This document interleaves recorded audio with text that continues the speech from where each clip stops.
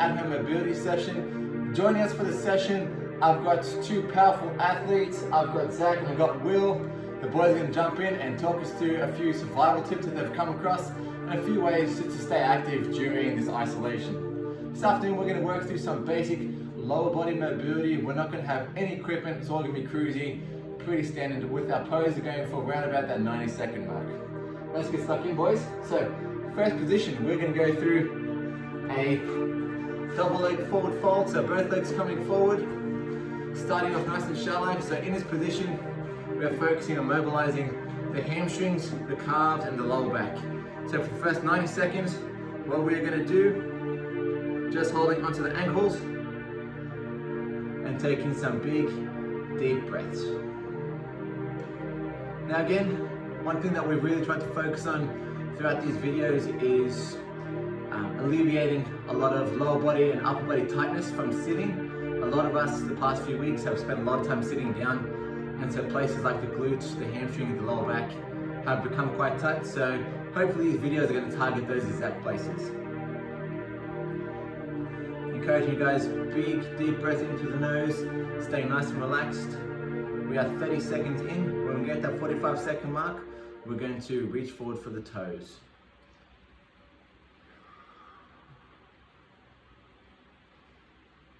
Fantastic work, guys.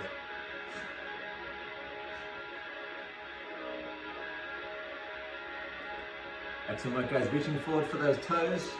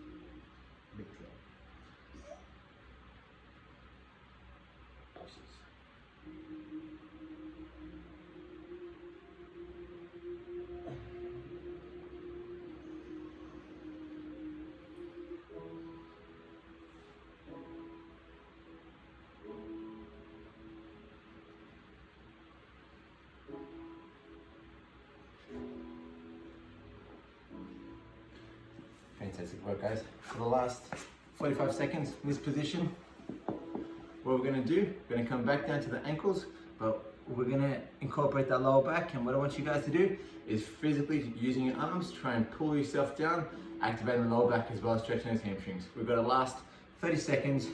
This is going to be a little bit more active, so squeezing your body down. Big deep breaths.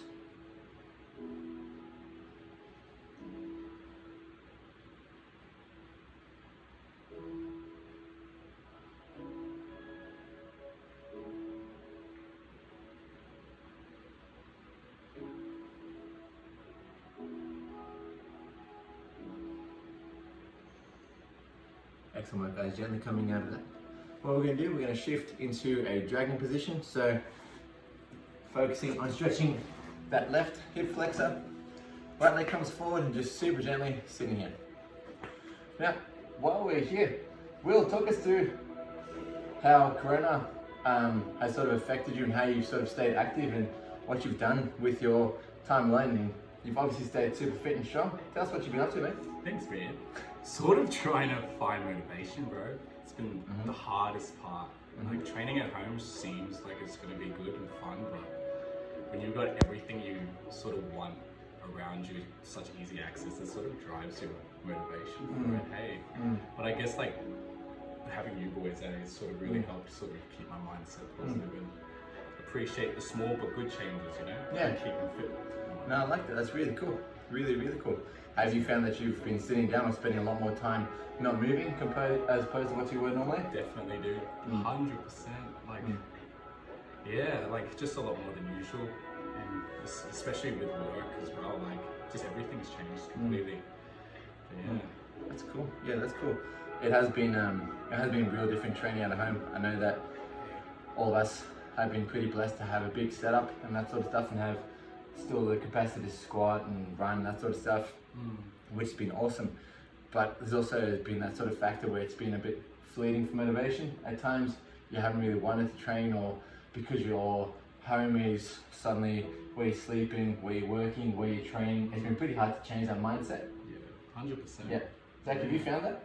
100%, man. Yeah. Like you wake up when you don't have to actually go into work. Yeah. You wake up, you can do like an hour in the morning of work, and then just look outside, there's your training spot right there, just in your house. You get into that bad habit. It's like maybe in the next hour, and then you find yourself just sitting down more. Yep. Yeah. That's exactly it. It was a really cool idea, but it Last also, minute in this position, guys. really cool idea, but definitely when you're the place you sleep, eat, and spend all your spare time also becomes a place you train, so you're not actually going into somewhere. So it's like a lot of people before COVID, it was all about like actually getting in your car, driving somewhere, and once you're in the building, that's enough motivation for most people. When it's still part of your house, you don't have to leave.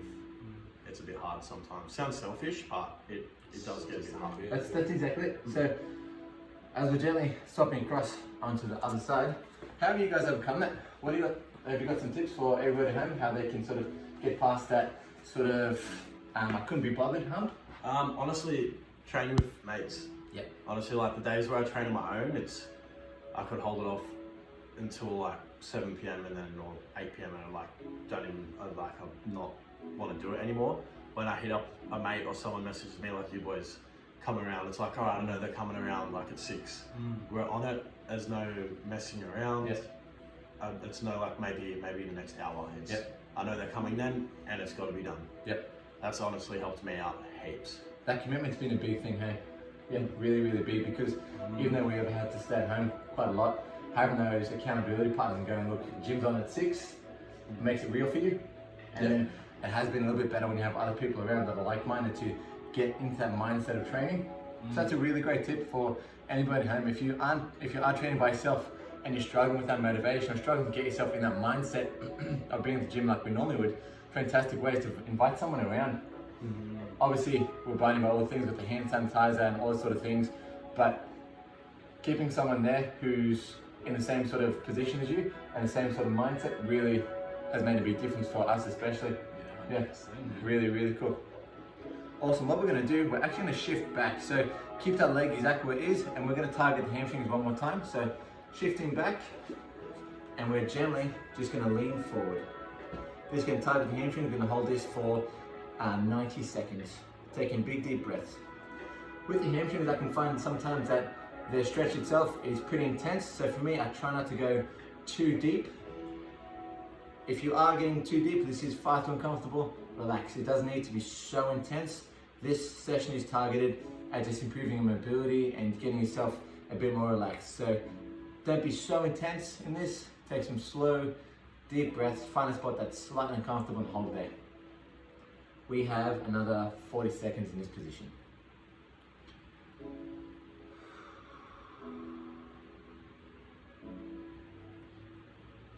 Will, what have your sessions looked like since Corona has sort of had us isolated home? How has that impacted your length of your sessions or intensity? Has it gone up or has it gone down? Honestly, unpredictable, dude. Like, I've definitely had less sessions and maybe less time, but I guess I'm sort of like taking the wins where I can. Hey? Yeah. It makes me appreciate the amount of time that we don't have. It does. And the human contact as well. Yeah. That I don't often, sort of take for granted, actually. Yeah. And so, like, pretty much, yeah. It really does make you appreciate the small little things. Hey. It does, man. Yeah. It really does. One thing which has been nice, like again, I know in a lot of these videos we've discussed how our backs and our legs are getting quite tight and how motivation hasn't been the same for training.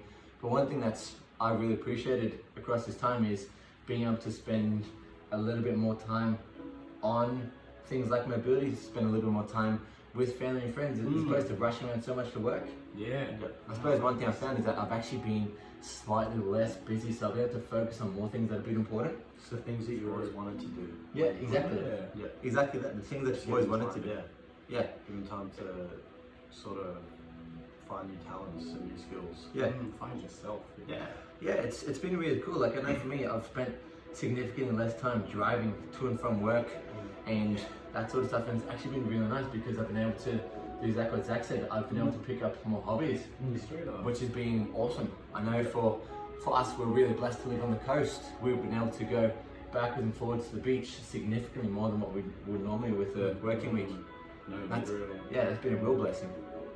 That's awesome. Alright team, swapping into our final position. This is going to be our pigeon pose, going to be an elevated pigeon pose. So we're going to get the left leg forward and we're going to target our IT band as well as the glutes. So just hold this with steady position, 90 seconds, staying relaxed, big deep breaths.